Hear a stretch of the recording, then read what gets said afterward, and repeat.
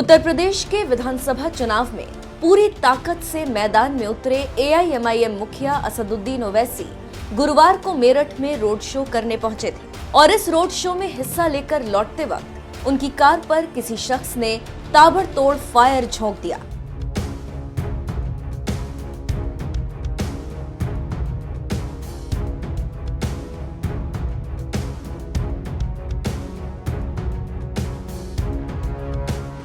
ओवैसी जैसे दिग्गज नेता की कार पर फायरिंग होना कोई छोटी बात नहीं थी, क्योंकि वो एआईएमआईएम के मुखिया होने के साथ साथ इस देश के सांसद भी हैं। यही वजह है कि जल्द ही ये मुद्दा देश भर में छा गया और यूपी से गुंडा राज खत्म करने के साथ ही बेहतरीन कानून व्यवस्था का दावा करने वाले सूबे के मुखिया योगी आदित्यनाथ को भी इस मुद्दे पर जवाब देना पड़ गया।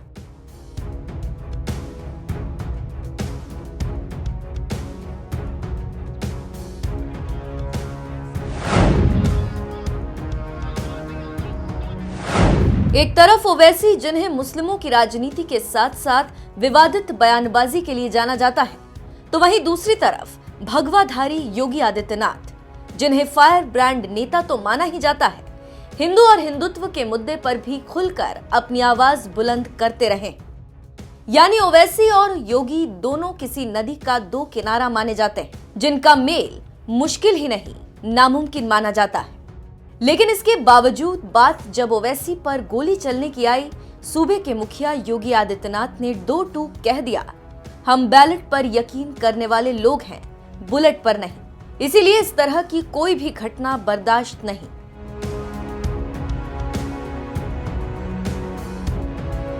दरअसल नेटवर्क 18 इंडिया को दिए एक इंटरव्यू के दौरान सीएम योगी से जब ओवैसी पर चली गोलियों को लेकर सवाल किया गया, तो सबसे पहले सीएम योगी ने यही कहा कि हम लोकतंत्र में बैलेट पर विश्वास करते हैं, बुलेट पर नहीं। इस तरह की कोई भी घटना अस्वीकार्य है।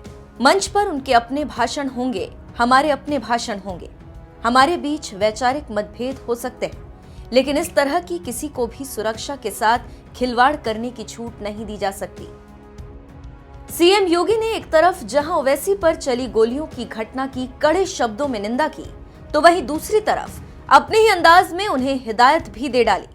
इसी इंटरव्यू में सीएम योगी ने कहा, मैं सभी दलों के नेताओं से अपील करूंगा कि मंच से भाषण देते वक्त हर वर्ग की भावनाओं का सम्मान होना चाहिए।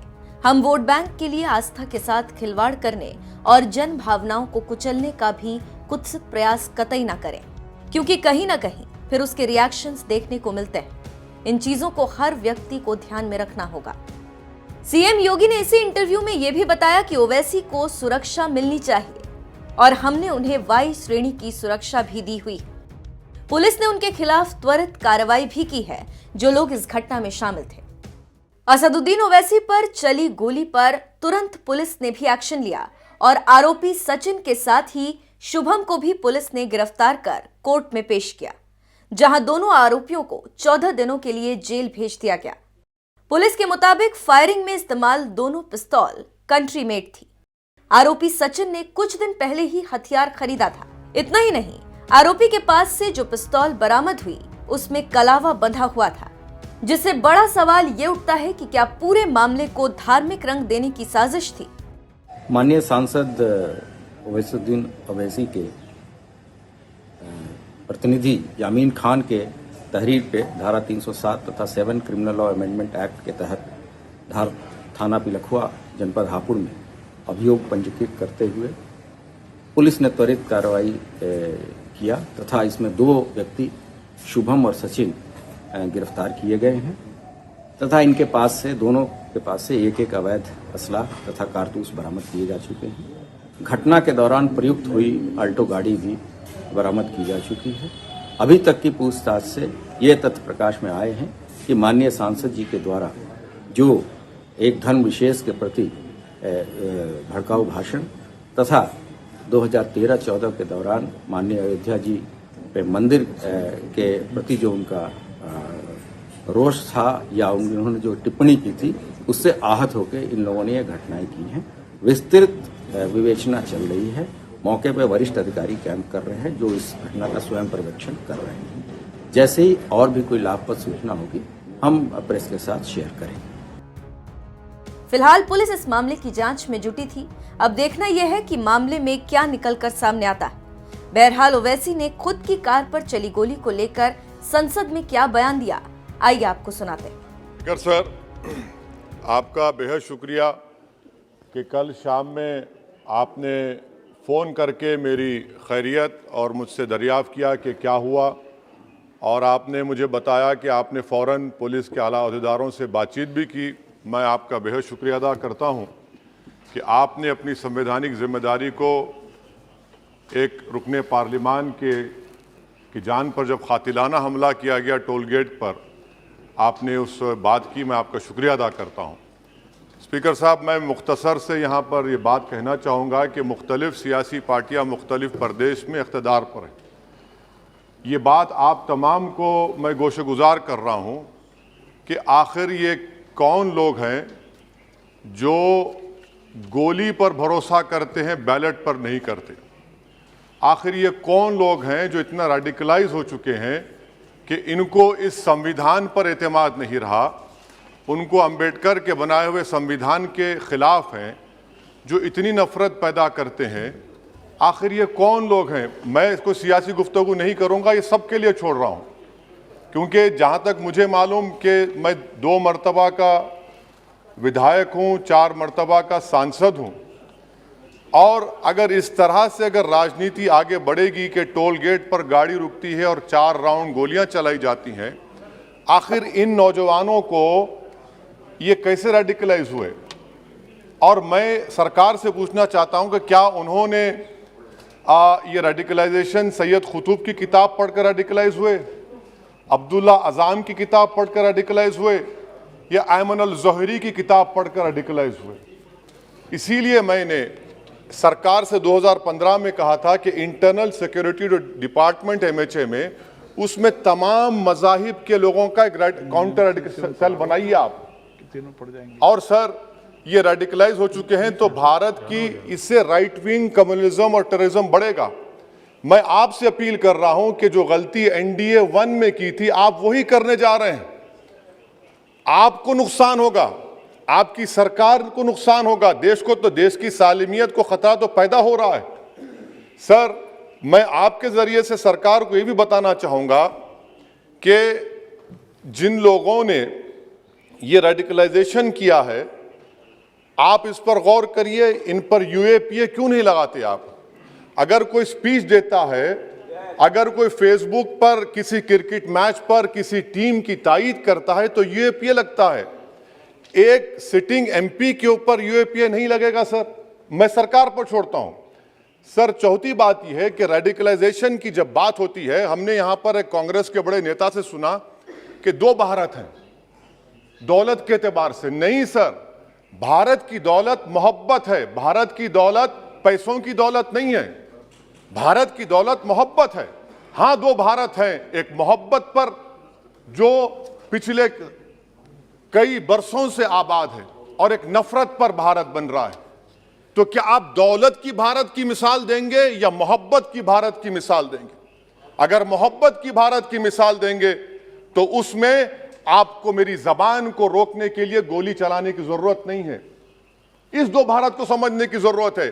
सर, सर सुनिए सर, मैंने करीब से 6 फीट से गोलियां देखी, मुझे बोलने दीजिए सर। हो सकता है कि कल दिन ना देखूं मैं। अगर मैं यहां पर नहीं बोलूंगा तो कहां बोलूंगा सर? आप मुझे प्लीज बोलने दीजिए। सर, मैं आपसे गुजारिश ये करना चाहूंगा कि आप हरिद्वार में, रायपुर में और इलाहाबाद प्रयागराज में मेरे बारे में क्या कहा गया? आपके नाईबी की रिपोर्ट है ना, आप क्यों छुपा रहे उसको? देखिए, मैं मौत से नहीं डरने वाला हूं, हम सबको जाना है इस दुनिया से। बल्कि मैंने कह दिया कि मैं इस वतन में पैदा हुआ, मेरी मां की कोख से तो जमीन पर लिटाया गया। जब मेरी आंख बंद हो जाएगी तो इंशाल्लाह औरंगाबाद की जमीन मुझे दफनाया जाएगा। मगर मैं आपसे अपील करना चाह रहा हूं सरकार से सर, कि जो कुछ बातें की गई हैं उसको देखिए। मैं Z कैटेगरी सिक्योरिटी नहीं चाहिए मुझे, मैं हरगिज नहीं चाहिए मुझे। मैं 94 से पॉलिटिक्स में हूं, मैं आजाद जिंदगी गुजारना चाहता हूं। मैं घुटन के साथ जिंदा नहीं रह सकता इस दुनिया में। मुझे जिंदा रहना है तो अपनी आवाज उठाना है, मुझे अब जिंदा रहना है तो सरकार किसी के उनके खिलाफ बोलना है, और अगर गोली लगती है तो मुझे कबूल है, मगर मैं घुटन की जिंदगी नहीं गुजार सकता। सर, मेरा मानना यह है कि संविधान में अगर देश के गरीबों को, मजलूमों को, अल्पसंख्यक समाज को सिक्योरिटी मिलेगा तो मुझे मिलेगी। सर, आपकी चिंता हमें है ना सर, मैं इसलिए सिक्योरिटी दे रहे हैं। सर आपको नहीं सर, देश के गरीब बचेंगे तो मैं बचूंगा। ओवैसी की जान इखलाक पीलू से बढ़कर नहीं है सर। ओवैसी की जान उस वक्त बचेगी जब गरीब की जान बचेगी। इसीलिए मैं आपके जरिए सरकार से अपील करना चाहूंगा कि सर, इस नफरत को खत्म करिए, इस नफरत को खत्म करिए और इस पर आप गौर करिए। मैं नहीं लूंगा सिक्योरिटी, मैं जेड कैटेगरी नहीं चाहता हूं सिक्योरिटी। मुझे ए कैटेगरी का शहरी बनाइए, आप मुझे ए कैटेगरी का शहरी बनाइए ताकि मेरी और आपकी जिंदगी बराबर हो। जब देश के प्रधानमंत्री पर सिक्योरिटी ब्रीच हुआ, अपोजिशन की तरफ से मैंने कहा था कि गलत हुआ, सब सेकुलर पार्टी के लोगों ने कहा कि ओवैसी तुम क्यों बोले, तुम क्यों बोले। मैंने कहा नहीं, देश का प्रधानमंत्री मेरा है, सिक्योरिटी ब्रीच हुई तो एक्शन लेना चाहिए। मगर 4 मर्तबा के एमपी पर कोई 6 फीट के फासले से 4-4 गोली चलाता है। मुझे मौत है, हम सबकी मौत है, मगर मैं इन गोली चलाने वालों से डर कर खामोश नहीं बैठने वाला हूं। और मैं दुआ करता हूं कि उत्तर प्रदेश में पुरअमन पोलिंग होगी इंशाअल्लाह। उत्तर प्रदेश की जनता गोली चलाने वालों का जवाब बैलेट से देगी, नफरत का जवाब मोहब्बत से देगी और कमजोरों को दबाने का जवाब हिस्सेदारी से देगी। मेरी आपसे गुजारिश है सर कि मुझे जेड कैटेगरी नहीं चाहिए, मैं रिजेक्ट करता हूं। आप इंसाफ करिए सर, उस पर यूएपीए लगाइए। और इनके दिमाग कौन है? 2 लोग रेकी करते हैं, उनको मालूम कि मैं मीरठ की ठोर से आ रहा हूं उस टोल गेट पर, और 6 फीट के फासले पर गोली चलाते हैं। तो आप देख लीजिए सर, आप सरकार के हवाले, अगर आप इंसाफ करना चाहें आप इंसाफ कर सकते, मगर रेडिकलाइजेशन आपको नुकसान पहुंचाएगा और इससे राइट विंग टेररिज्म बढ़ेगा। शुक्रिया सर।